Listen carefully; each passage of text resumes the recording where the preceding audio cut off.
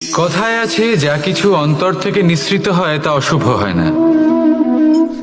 অশুভ হলো সেই বোধ, সেই ইচ্ছে যা অন্তর থেকে নিঃসৃত হলেও কখনোই বিবেকের দ্বারা পরখ করা হয় না।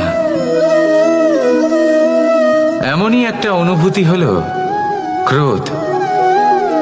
এই ক্রোধ আপনার বিবেকই হরণ করে নেয়, আপনার করুণা হরণ করে নেয়। আপনি ভাবনা চিন্তা করার যোগ্যতাই হারিয়ে ফেলেন।